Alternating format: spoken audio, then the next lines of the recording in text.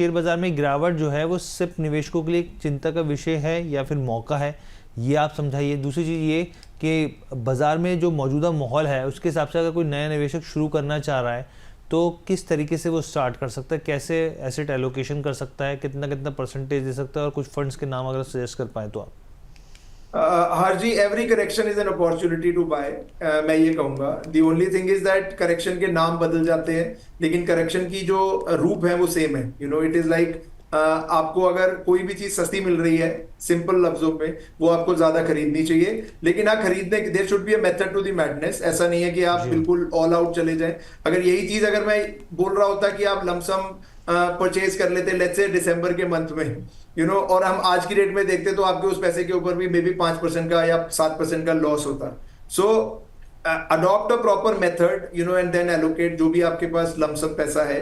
Correction definitely एक opportunity है, you know, to buy and hold the portfolio for long term. अब मैं बात, यस, हाँ सर, बस मैं यही चीज़ जिसमें जोड़ा था कि अगले 5 साल के निवेश के नज़रिए से अगर कोई बढ़ रहा है आगे तो कैसा पोर्टफोलियो होना चाहिए सर, कैसे इसको रिव्यू करना चाहिए?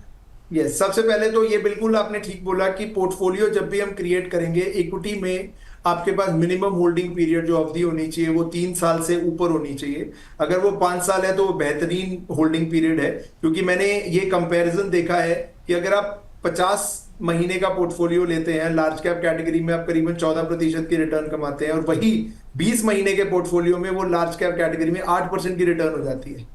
So practically there is a difference of a return of around 5% per annum if you are holding for less number of months or years. So plus एक 5 साल प्लस का होल्डिंग पीरियड आप रखिए अपने पोर्टफोलियो को। और एसेट एलोकेशन का जो डिस्ट्रीब्यूशन है ना, ये एक निजी डिस्ट्रीब्यूशन है, एक इंडिविजुअल के लेवल पे डिपेंड करता है कि आप कौन से एसेट क्लास में कितना पैसा डालना चाहते हैं, आपका रिस्क एपेटाइट क्या है। उसके लिए आई थिंक आपको एक प्रॉपर अपने एडवाइजर के साथ बैठ के अपनी प्रोफाइलिंग करनी चाहिए और डिसाइड करना चाहिए कि आपको कितना लेवल का रिस्क सूट करता है और कौन सा प्रोडक्ट सूट करता है, क्योंकि ये बहुत अहम फैसला है। इसके बाद जो भी एक्टिविटी है वो आपके फंड एडवाइजर की एक्टिविटी है कि वो पोर्टफोलियो को मॉनिटर करेगा, उसमें रीबैलेंसिंग की अपॉर्चुनिटीज आपको ला के देगा और आपका पोर्टफोलियो रीबैलेंस करेगा। ठीक है सर। और यहाँ पे श्रीकांत पाठक जी और आसिफ जी भी जुड़ गए हैं, हाय लिख रहे हैं। सर आप थोड़ा लेट क्यों जुड़े, थोड़ा 4 बजे जुड़ा कीजिए हमारे साथ।